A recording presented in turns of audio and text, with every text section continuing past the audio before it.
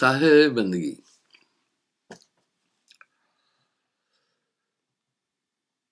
अवधु बेगम देश हमारा है, वेद किते पार नहीं पावत, कहन सुनन से न्यारा है।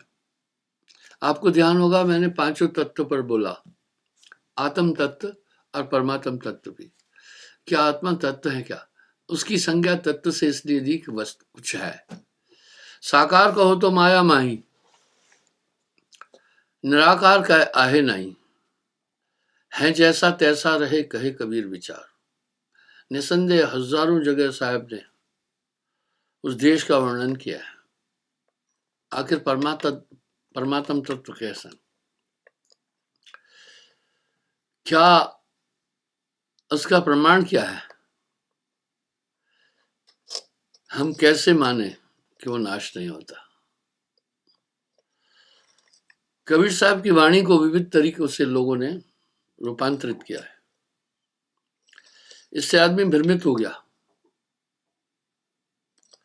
निसंदेह अगर आप नाना मतांतरों की तरफ दृष्टिपात करेंगे तो साहब की चीजें आपके सामने आएगी, बिल्कुल समझ में आएगा आपको। जो जीववादी हैं, जो ये कहते हैं आत्मा ही सब कुछ है, परमात्मा नहीं, ऐसे भी कबीर पंथ में लोग हैं जो आत्मा के अस्तित्व को और आत्मा के स्वरूप को स्वीकृत नहीं करते हैं। आखिर ईश्वर तत्व कैसा है? तो लोगों ने विविध रूप से साहब की वाणी को रूपांतरित किया है। कुछ ऐसे भी पंथ हैं जो साहब को जीववादी मानते हैं, यानी उनका ये भाव है आत्मा ही सब कुछ है। वो परमात्मा के अस्तित्व को स्वीकार नहीं करते हैं, वो स्वीकार नहीं करते हैं और दावा ये करते हैं कि जो हम कह रहे हैं सही में कबीर साहब ने आत्मा को ही सर्वोपरि बोला है।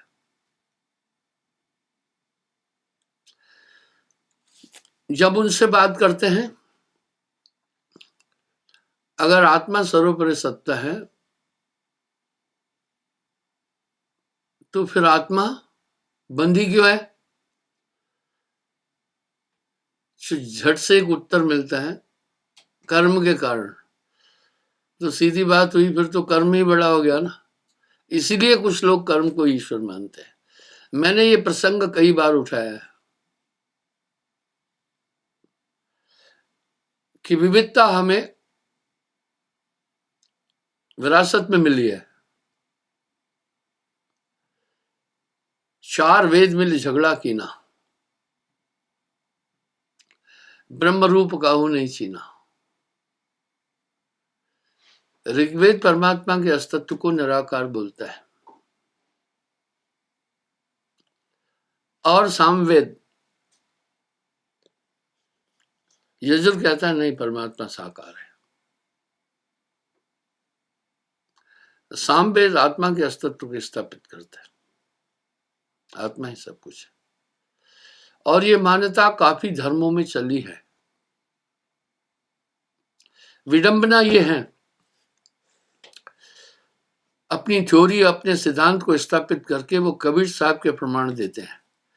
वो कैसे प्रमाण देते हैं? जिसमें साहब ने कहा, जीवड़ा तू तो सबल था, अटपट तेरी चाल, रंग कुरंग ते रंग लिया, अब क्यों फिरत पे हाल। मेरे पास बहुत पुस्तकें हैं। कबीर एक को जानिया तो जाना सब जान, कबीर एक ने जानिया तो जाना जाना जान। क्या बोलना चाह रहा हूं मैं? किसी भी कोण से अहंकार नहीं रखता हूं। मनुष्य का सबसे नजदीकी दुश्मन है। जब मैं विविध मत मतांतरों की पुस्तकों को देखता हूं, साफ जाहिर होती है कि वो बड़ी चालाकी से साहब की वाणी का शोधन करके, रूपांतरित करके इसी बात को स्थापित करते हैं कि कबीर साहब ने भी आत्मा को ही सब कुछ माना है। इसलिए काफी लोग उस रास्ते को पकड़ लेते हैं और अपने को कबीरपंथी कहलाते हैं। इसी प्रकार से कुछ ऐसे भी पंथ हैं जो साहब को सरगुण उपासक मानते हैं, और क्या बात है कि प्रमाण इतने सुंदर देंगे कि सच में लगेगा कि कबीर साहब एक सरगुण उपासक थे। यूं तो सभी मत मतांतरों में भिन्नता है, लेकिन जितनी भिन्नता आपको कबीर पंथ में मिलेगी इतनी भिन्नता किसी भी पंथ में नहीं मिलेगी।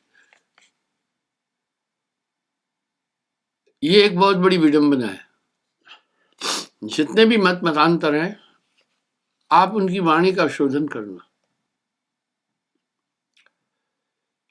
वो अपनी उपासना पद्धति चाहे वो निरंजन तक है, पर उस पद्धति को कबीर साहब की वाणी द्वारा सत्यापित ये करते हैं कि कबीर साहब ने तो यही बोला है।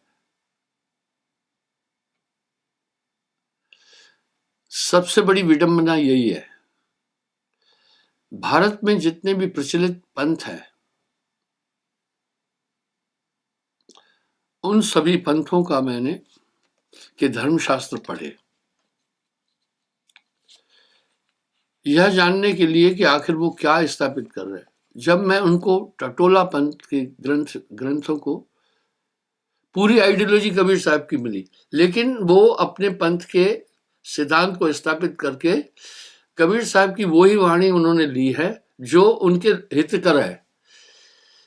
इसलिए एक भोला भाला आदमी ये मानता है कि ये कबीर साहब वाली बात है। वाह, इतनी विविधता कबीर पंथ में है। नाना मत मतांतरों के शास्त्र मेरे पास है, नाम नहीं लूंगा, ये भी कबीर साहब की थ्योरी को मानते हैं। इनमें लेकिन कबीर साहब का कहीं उल्लेख रंच भर नहीं है। पर जब वाणी को पढ़ता हूं, उनके दोहों को, उनके भजनों को, तो अंदर से कबीर साहब निकल आता है। क्योंकि साहब के सभी शब्द दोहों का अधिकतर मेरा अध्ययन है। मुझे मौखिक भी कंठगत भी है, तो मैं ये जान जाता हूं ये रूपांतरित किया हुआ है साहब का सौदा। जो भी नकल करने वाला है वो प्रोमिनेंट चीज की नकल करता है जो प्रचलित है, जिस तरफ लोग ज्यादा हैं। उदाहरण के लिए एक पंखा एक माई ने मुझे चढ़ाया, पंखे के आगे 3 शब्द ओरिजिनल थे,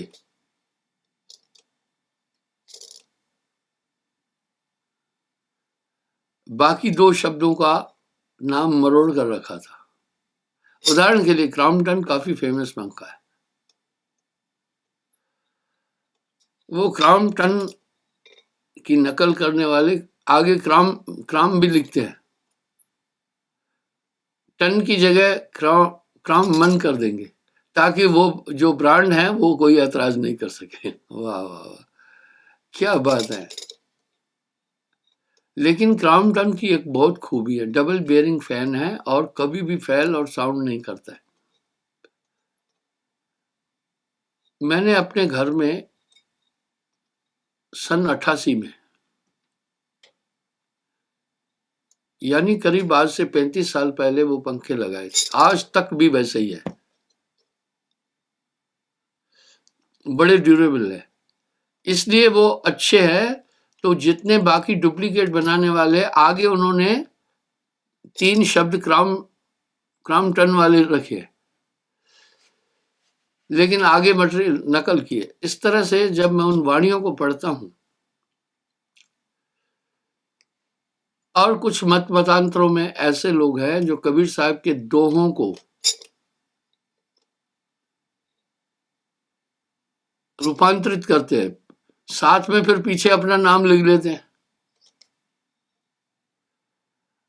अब जब उन दोहों को मैं पढ़ता हूं, मैं तो जानता हूं ये कबीर साहब का दोहा है।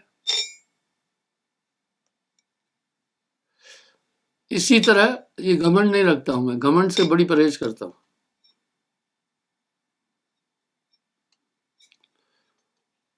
इसी तरह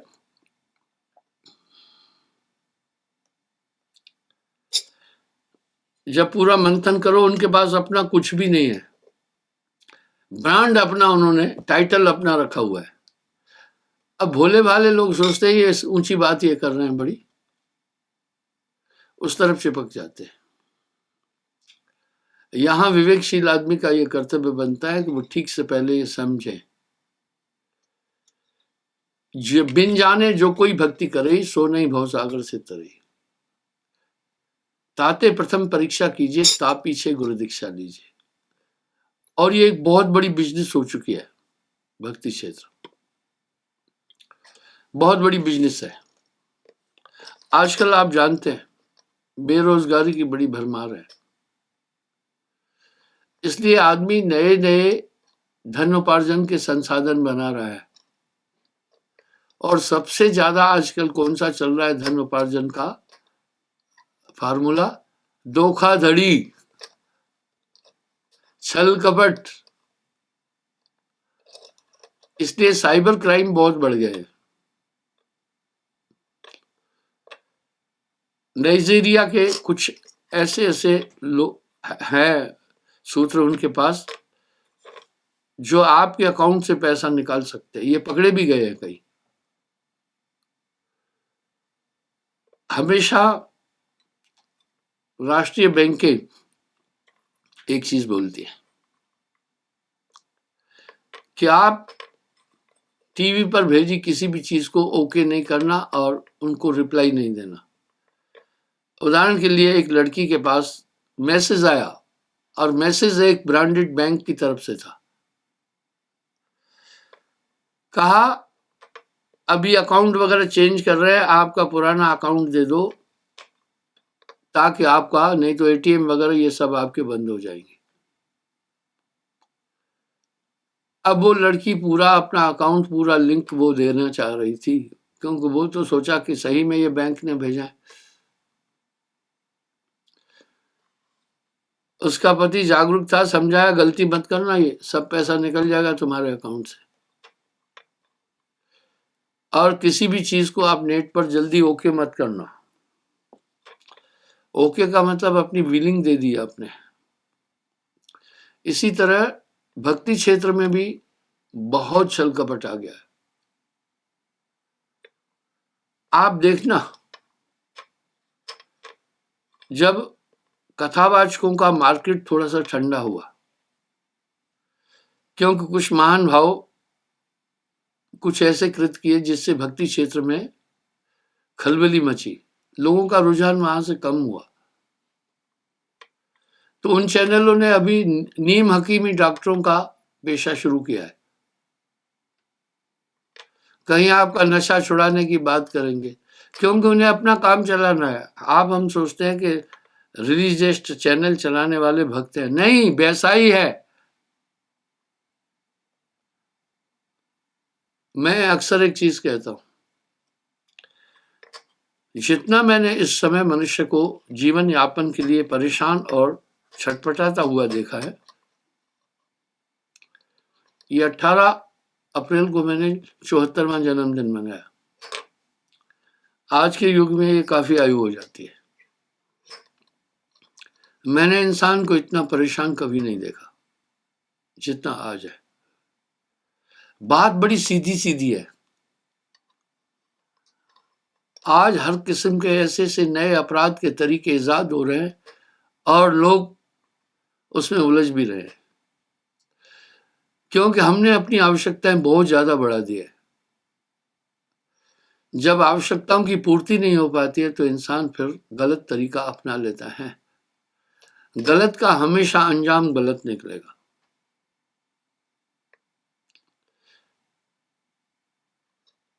मैं राजनीति में बिल्कुल नहीं हूं।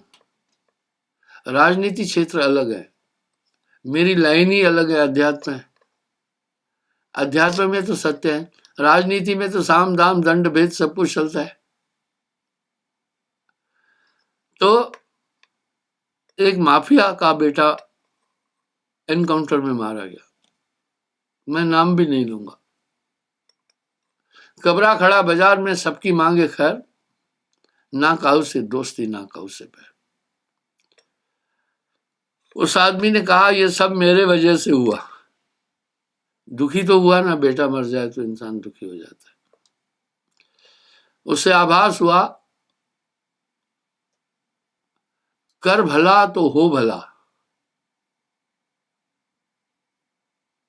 अंत भले का भला।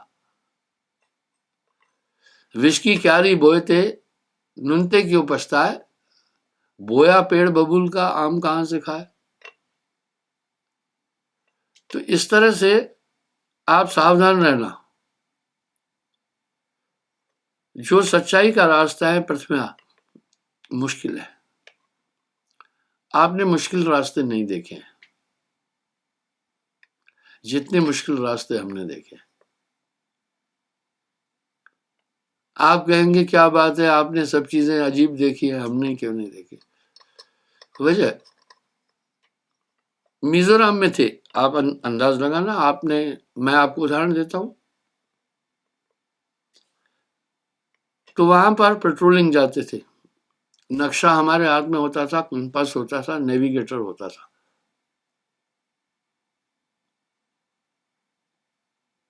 और अधिकतर नेविगेशन में मुझे लगाते थे।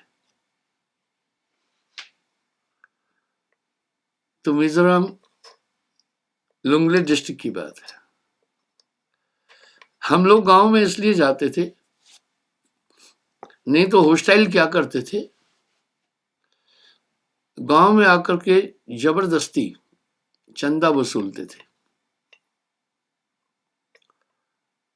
और नौजवान लड़कों को डरा कर ले जाते थे। इनके हाइड आउट्स बर्मा और म्यांमार में थे, वहां ट्रेनिंग देकर हॉस्टाइल बना। लड़कियों को अपनी हवस पूर्ति के लिए ले जाते थे। वो तो हमारा देश है मिजोरम, हमारे देश में। तो हमें आदेश था, तो गांव में हम पेट्रोलिंग करके जाते थे। गांव वालों को ढाढ़स देते थे, आप नहीं घबराओ, हम आपके साथ हैं। और आपको इसी तरह की कोई भी इंफॉर्मेशन मिले तो सेना को आप खबर दें। तो नक्शा था, हमें 7 दिन की पेट्रोलिंग जाना था। नक्शे में रास्ता था, ग्राउंड में नहीं था। पर डिग्री पर चलना था, कंपास मेरे हाथ में था। जब डिग्री के साथ चले, इतना घने झाड़ी झंखड़ थे कि सब जैसे माइया बहना लड़ती है तो चुंडियां मारती है, ये नाखून मारती है, बंदा नहीं काटता है इसकी। और मुक्का वो नहीं मार सकती है क्योंकि लेडी फिंगर कमजोर है, इसलिए तमाचे चंड फंड वो इससे मारती है। तो मुझे यूं लगा मेरे पूरे चेहरे पर वो कांटों से लाइनें आ गई। जो पीछे आ रहे थे सबको ऐसा हुआ। मैंने कमांडर से कहा, सर रास्ता नक्शे में तो दिख रहा है, ग्राउंड पर नहीं है और डिफिकल्ट है। अगर कोई कांटा आंख में लग गया आदमी अंधा हो जाएगा। बोला फिर क्या करें। काफी दूर उस पर चले, मैप खोल करके फिर देखा कि यहां से और कौन सा रास्ता हो सकता है। एक नदी दिखी, मैंने कमांडर को सूचित किया, थोड़ी राइट में जाने के बाद थोड़ी दूर एक नदी है,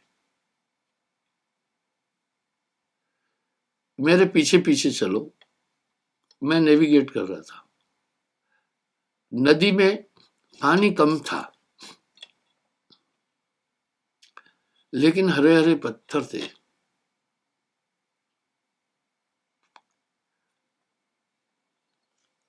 आगे आगे मैं चल रहा, पीछे पीछे लोग चल रहे थे। चिकने पत्थरों के कारण से हर 2-3 मिनट में गिर पड़ते थे। वो मैं कभी भी नहीं भूल सकता। फिर उठते थे, कहीं कहीं पानी कमर जितना होता था। आप सोचना,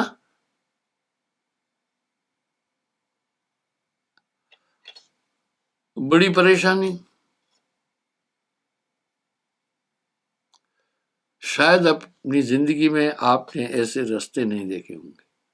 तभी तो मैंने कहा ना, जिन जटिल रास्तों को हमने देखा आपने नहीं देखा होगा। दिन भर चले, ऊपर से बरसात हो रही है थोड़ी थोड़ी, क्या क्या बात है। सब थक कर चूर हो गए, गंतव्य तक नहीं पहुंच सके।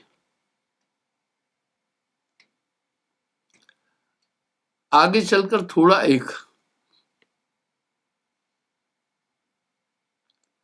समतल ग्राउंड आया, लेकिन दलदल थी।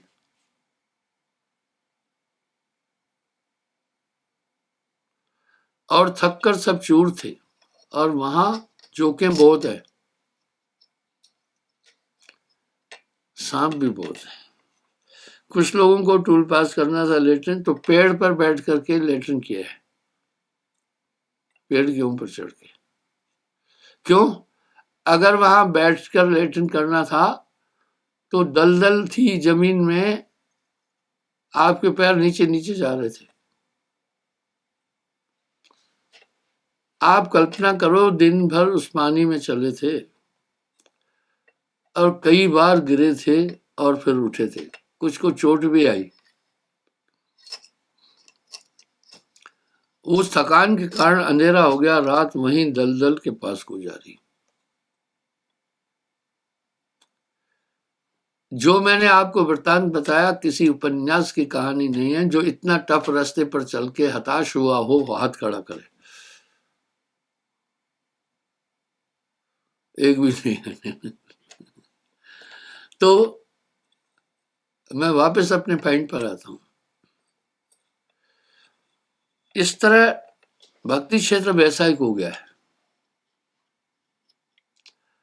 आज अपनी आवश्यकताओं की पूर्ति के लिए इंसान सभी संसाधन ढूंढता है।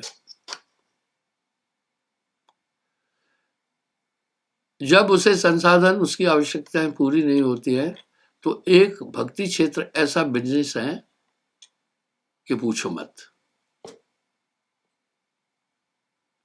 आपने चोला पहन लिया, बाबा जी महात्मा जी, आप ट्रेन में सफर करो, कोई नहीं पूछेगा आपसे। तो इस तरह से लगभग 15 करोड़ लोग भक्ति क्षेत्र से धन उपार्जित करके जीविका गुजारते हैं। विशेषता क्या है? इसमें लागत कुछ नहीं है। सभी कामों में नफा और नुकसान है। एक चौपाटी पर अगर चद्दर बिछाकर कुछ सामान बेच रहा है, उसको भी नफा नुकसान होता है। साग सब्जी बेच रहा है, नफा नुकसान है। अगर सब्जी नहीं बिकी तो कल तक कुम्हला जाएगी, नुकसान हो जाएगा। हर बिजनेस में नफा नुकसान है, लेकिन ये भक्ति क्षेत्र वो है जिसमें नुकसान नहीं है और लागत भी नहीं है। लागत भी नहीं है। अजय, आप ऐसा कीजिए, किसी पेड़ के ऊपर लाल कपड़ा बांध दीजिए, ऊपर झंडा बांध दीजिए। बाबा जी वहां बैठा, श्रद्धालु आएंगे, कान यूं यूं करके कुछ ना कुछ रख देंगे। धीरे धीरे फिर वो वहां पर जब धन आता है, वहां वो उसने नोटिस लगाया हुआ है कि यहाँ विशाल मंदिर का निर्माण हो रहा है और आने जाने वाले लोग अपना सहयोग देकर महापुण्य के प्रार्थी बने। तो भोले भाले लोग कुछ न कुछ चढ़ा देते हैं। वहां अब स्थान बन गया। अब स्थान क्या बन गया? एक बेहतरीन दुकान बन गई।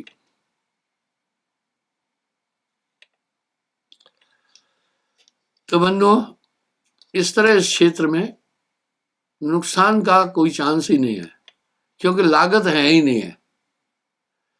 यहाँ ब्रह्मानंद जी का शब्द बड़ा प्रासंगिक है। इस तरह प्रतिद्वंदता आई। यहाँ साहब ने एक तंज कसा है, अंधा अगुआ तह पुरमाही, बहु अंधे तह पीछे जाई। आखिर फिर हमारी मान्यताओं के से बेसी अधिक क्या बोला साहब ने ऐसा?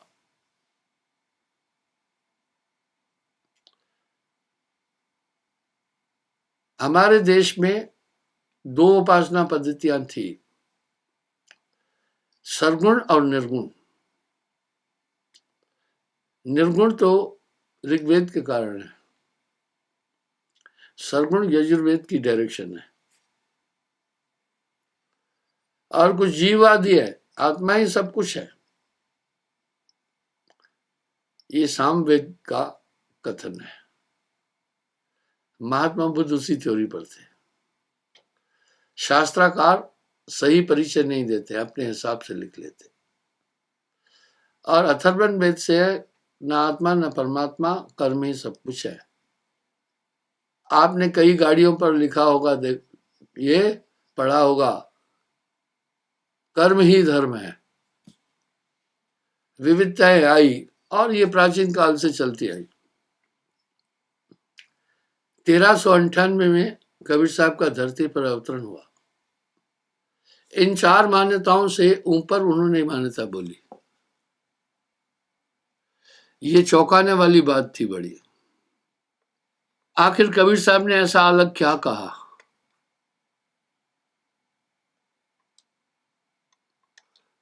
मुझसे एक सज्जन ने एक सवाल किया,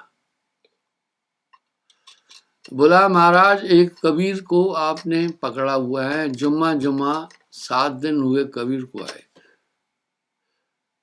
आप अच्छा बोलते हैं, लेकिन आप एक कबीर को पकड़े हैं। हमारे ऋषि मुनि पूर्वज जिन्होंने ये शास्त्र लिखे, इतने ज्ञानी थे, कंदमूल खा करके उन्होंने अपनी जीविका गुजारी। आप उनका कहीं उल्लेख नहीं दे रहे। और सही बात है, अगर मेरी वाणी को आप पूरा मंथन करेंगे तो वहां साहब निकलेगा। मैंने कहा भाई एक बात है, मैं साहब को इसलिए पकड़ा हूं कि कबीर साहब मां की पेट से नहीं आए। उसने तड़ाक से एक बात बोली, किवदंती। ये कबीर पंथियों द्वारा बनाई हुई किवदंती है, हकीकत नहीं है। मैंने बोला नहीं, प्रतीकात्मक। जब कबीर साहब ने शरीर छोड़ा, मगहर में उन्होंने आह्वान किया कि माघ सुदी एकादश के दिन मैं शरीर छोड़ूंगा। बड़ी हजूम बड़ा इकट्ठा हुआ, लाखों लोग इकट्ठे हुए। उदाहरण के लिए अगर मैं ही अनाउंस करूं इतने दिन इस तारीख को मैं शरीर छोड़ना है, लाखों लोग आ जाएंगे। जो सत्संगी है वो लाखों लोग आ जाएंगे। तो बड़ा हजूम इकट्ठा हुआ। वीर सिंह बघेल भी आया और अवध का नवाब बिजली खान पठान भी उनका शागिर्द शिष्य था, वो भी आया। दोनों में कहा सुनी हुई। वीर सिंह बघेल ने अपने मंत्री को कहा कि कबीर साहब के पार्थिव शरीर को काशी लेकर चलो, वहां मैं हिंदू धर्म के अनुसार इनका संस्कार करूंगा। बिजली खान पठान ने कहा, देखो वीर सिंह, हम दोनों गुरु भाई हैं, साहब के नक्शे कदम पर चलते हैं, आपस में हमें लड़ना नहीं है। आप काशी के नरेश हैं, साहब का अवतरण वहीं हुआ। अब ये अपनी इच्छा से यहाँ आया, यहाँ मेरा शासन है, अवध का मैं नवाब हूं, मैं कबीर साहब का संस्कार इस्लाम के अनुसार करना है। वीर सिंह बघेल ने एक तर्क रखा, कहा भाई इस्लाम में मांसाहार वर्जित नहीं है, लेकिन साहिब की थ्योरी में अहिंसा और मांसावाद, मांस का प्रयोग वर्जित है, इसलिए इस्लाम में कबीर साहब की शिक्षा नहीं चल सकेगी। आपसे मैं प्रार्थना करता हूं कि मुझे इनका शरीर ले जाने दो। बिजली खान पठान ने इस तर्क को स्वीकार नहीं किया।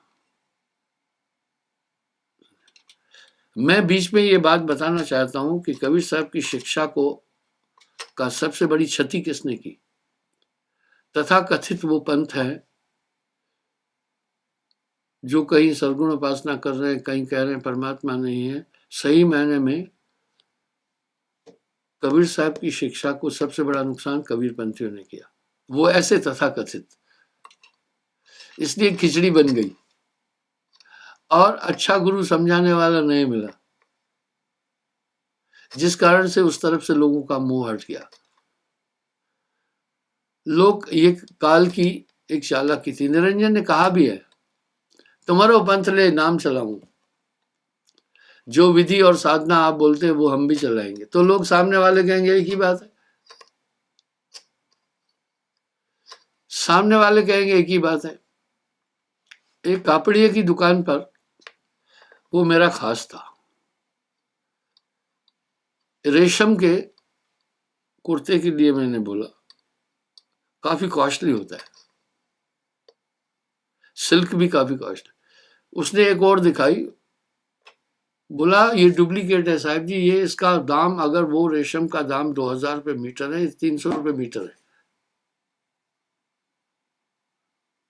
और लोगों को इसका इल्म नहीं है, इसमें थोड़ा टच रेशम का है, वाह, लेकिन वो मैं भी नहीं जान पा रहा था, वो कापड़िया जानता था।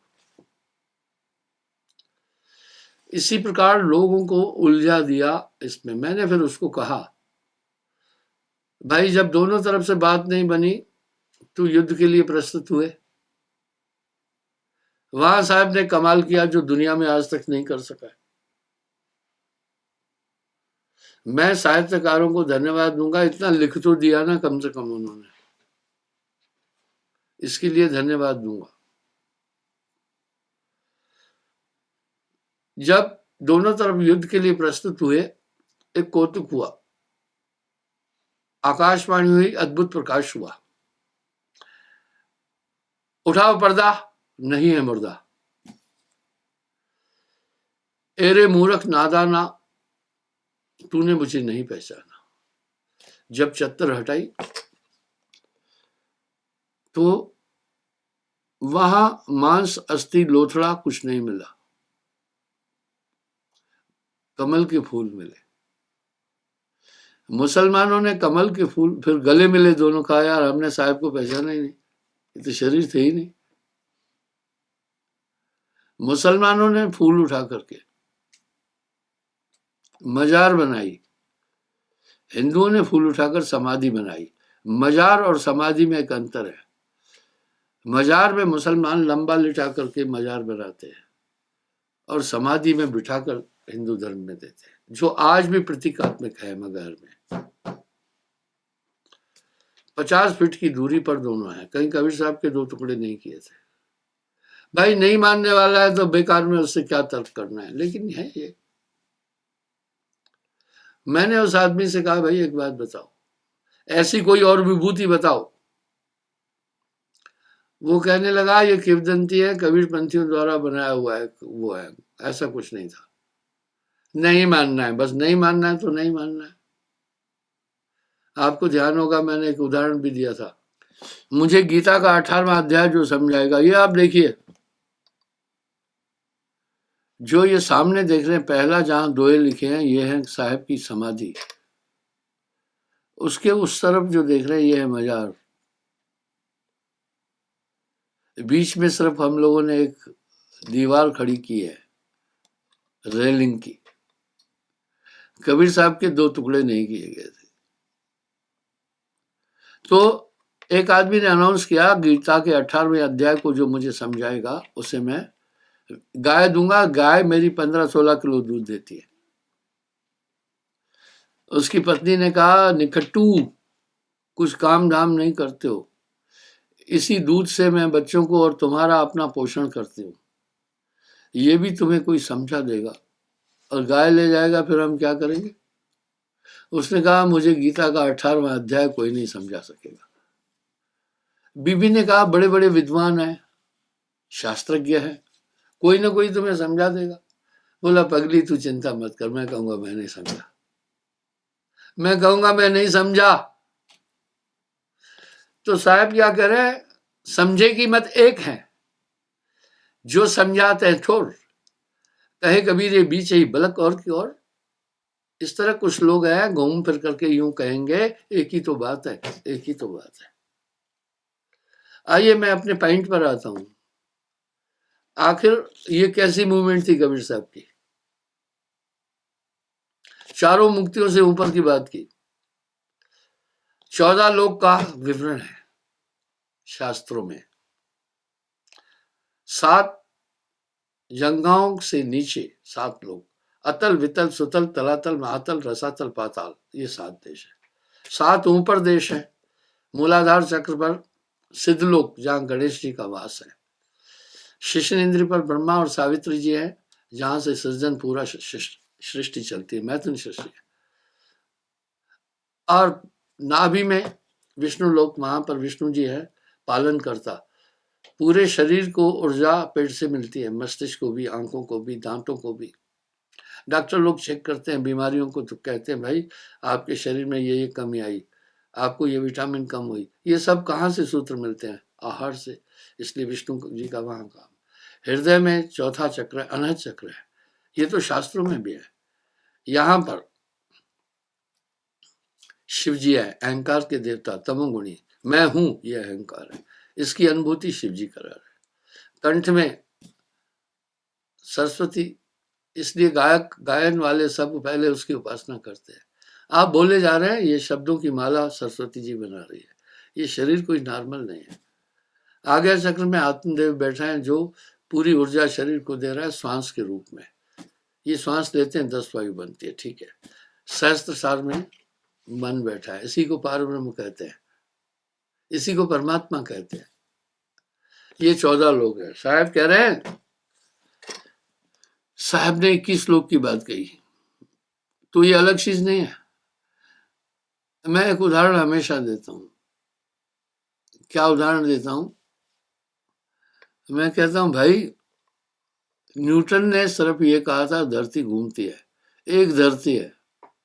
न्यूटन का श्रेय, उन्होंने मनुष्य को ब्रह्म से बाहर निकाला। न्यूटन को मैं बोना नहीं कर रहा हूं। उसने कहीं आकाश गंगाएं और कई सृष्टियों का जिक्र ही नहीं किया। न्यूटन का मसला इतना ही था। लेकिन आज वैज्ञानिक बोल रहे हैं आकाश गंगा एम कुछ है, उसमें करोड़ों सूर्य है। एक दिन अखबार में मैं पढ़कर दंग रह गया कि धरती की जुड़वा बहन मिल गई है उस आकाश गंगा में। अब इसी बात को नानक देव जी भी तो फरमाए, कोटन कोटि ब्रह्मंडा धातु मालिक। लेकिन न्यूटन ने सिर्फ क्या कहा, एक ही सूर्य की बात की। इस तरह हमारे ऋषि मुनियों ने सिर्फ चारों सिद्धांत की, चारों वेद तक की बात की। आप इस बात को समझिए। साहब आगे गए तो खलबली मच गई। ठीक वैसे ही लोग न्यूटन को श्रेय देते हैं। पहला वैज्ञानिक कोपरनिकस था। उसने जब कहा धरती घूम रही, उसको तो मार डाला गया था धर्मांधों के कारण से। राजा को कहा यह नास्तिक है, हमारी मान्यताओं को खत्म कर रहा है। और लोगों को कम मालूम है, कबीर साहब को 52 कसनी दी गई। सिकंदर लोधी था उस समय भारत का शासक, इसलिए मैंने 52 कसनी किताब भी छापी है। लेकिन वो लोग जो विरोधी है वो इसको नहीं मान्यता देते। तो इस तरह से एक ऐसे देश की बात बोली जैसे वर्तमान के वैज्ञानिक लोगों के पास इतने सुंदर सुंदर खुरदूरबीन है कि वहां की पूरी मूवमेंट देख करके बता देते हैं। इस तरह साहब ने कहा, वाह घर की सुध कोई ना बतावे, जहमा से हंसा आया है। ये आत्मा उस समर लोक की है, ये पहले कोई नहीं बोला। गण गंधर्व ऋषि मुनि और देवा सब मिल करें काल की सेवा, पीर पैगंबर कुतुब औलिया काल निरंजन सबको तले। अब यहाँ एक सवाल उठा, बाकी कबीर पंथियों से लोगों का ज्यादा मतभेद नहीं है, मत मतांतरों से भी नहीं है, क्योंकि वो मिली जुली खिचड़ी है। कुछ तो कबीर पंथी में साहब को राम उपासक मानते हैं। इस तरह से मिली जुली खिचड़ी है। मैंने जब आकर के उस शुद्ध रूप से उस तथ्य को बोला, खलबली मची। उस लोक की बात साहब ने की है। आओ मैं आपको आगे ले चलता हूं। सत्य नाम सुमरो, जयवा रजनी वासर नाई, आदि अंत नहीं धरन आकाशा।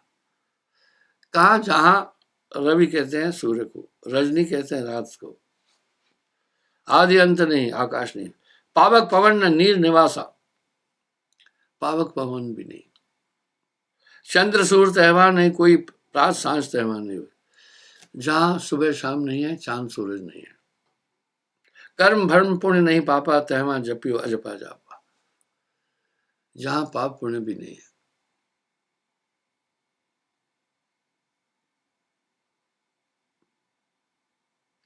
वर्षे तहा अग्र की धारा, अग्र अमृत को कह रहे हैं।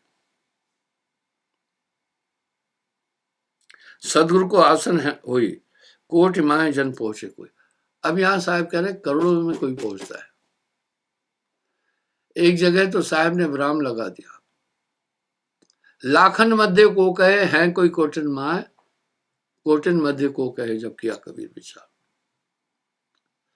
इस तरह से उद्देश्य की बात की, सब संसाधन बताए, और उस समय के धुरंधर योगियों से, ऋषि मुनियों से साहब ने बात की। चारों युग आए, उन्होंने अपने वाणियों में इसका उल्लेख किया, लेकिन इसकी लीपा पोती वो 12 पंथों ने कर दी। लेवल साहब का लगा हुआ है, बात निरंजन की कह रहे हैं। अब यहां साहब एक बात बड़ी साफ साफ बोल रहे हैं, बहुत साफ।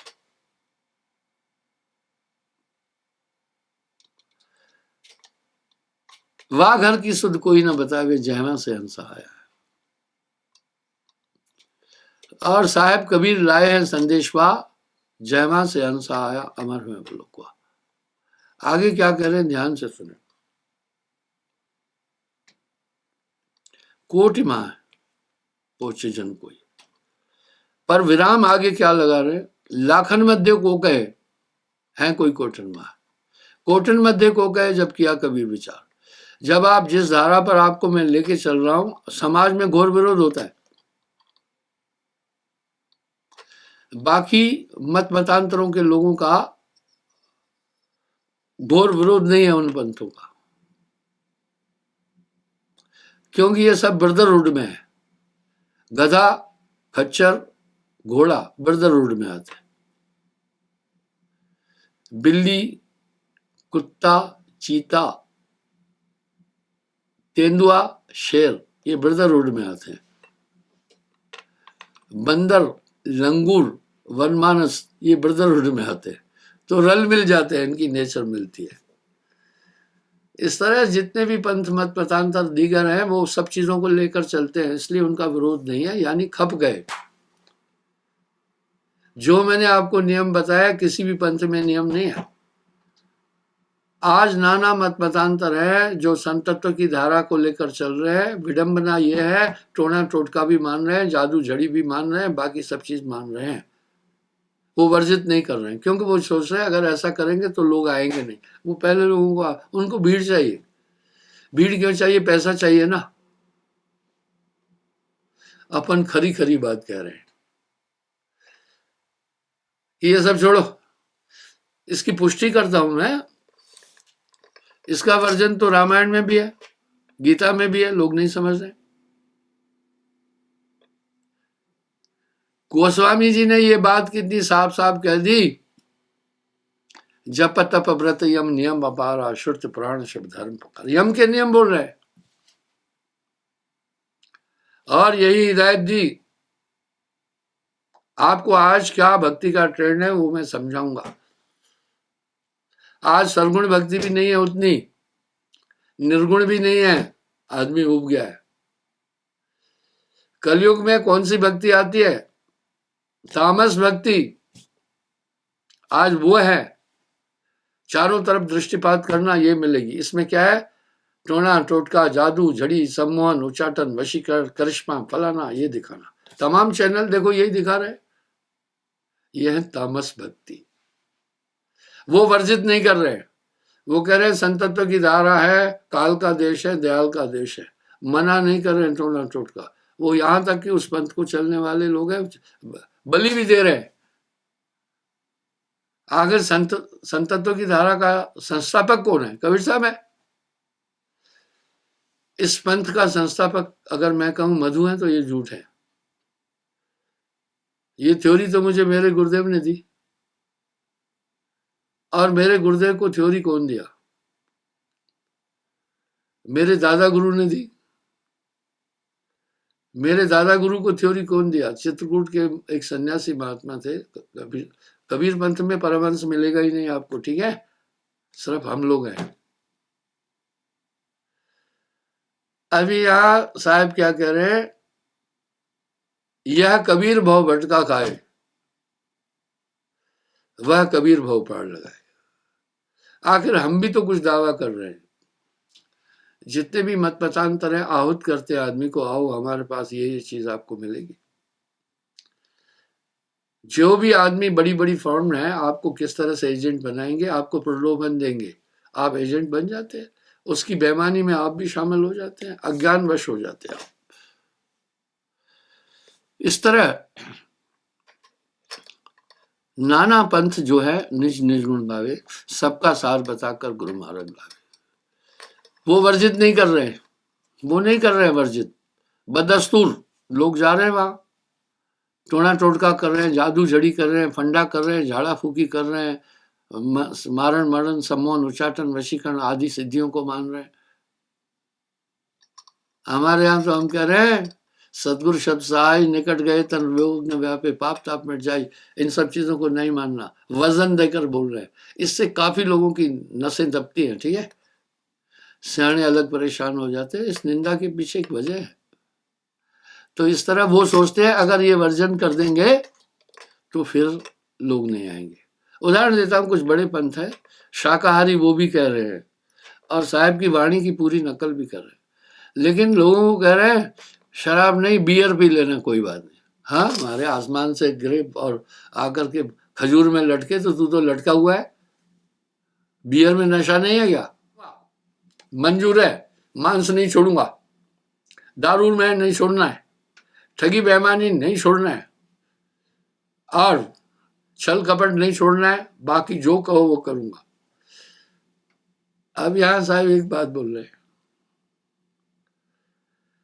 एक बयान में दुई खड़क देखा सुना न कान, खेलना हो तो खेलिए पक्का हो के खेल, कच्ची सरसों पेर के खड़ी बयान आते। इसलिए घोर विरोध होगा आपका, घर में भी विरोध होगा। उनका नहीं हो रहा है, उनके पीछे कोई नहीं, वो कह रहे उनका ऐसे तामस भक्ति वालों का मसला ये नहीं है किसको भक्ति कर रहा, उनका मसला ये है टोड़ा मान, टोटका मान, जादू जड़ी मान, नजर मान और फंडा वगैरह झाड़ा फूकी मान, और इसके साथ साथ बकरा आदि बलि चढ़ा, बाकी चाहे तू काले भूत को मान, हमें कोई मतलब नहीं है। और हम क्या करें, तंत्र मंत्र जब सब झूठ है, मत भरबो कोई, सार शब्द पाए बिना कागा हंस ना हुई। लोग निंदा से डरते हैं। मैं एक शब्द बोलता हूं, जो अपने विरोध की बात नहीं सुन सकता, बहुत कमजोर आदमी होता है, वो अंदर से खोखला है। जो अपने विरुद्ध अपनी निंदा नहीं सह सकता, सुनता है, आग में बुलाता है, वो बहुत खाली आदमी है। वजह भाई, आपका कोई विरोध निंदा कर रहा है, थोड़ा सोचो, आपके बारे में जो कुछ ऐसा बोल रहा है क्या सच है? अगर सच है तो सच्चे तक है ना, अपने में सुधार कर लो। अगर सच नहीं है तो कहो पागल है, ऐसा तो मैं कुछ कर नहीं रहा हूं जो ये बोल रहा है, क्यों परेशान हो रहे हो फिर? ये अपना अज्ञान है। नानक देव जी ने बड़ा खूब कहा, अस्तुत निंदा ना ही जन, बैरी मित समान, कह नानक सुनने बना मुक्त ताहे को जान।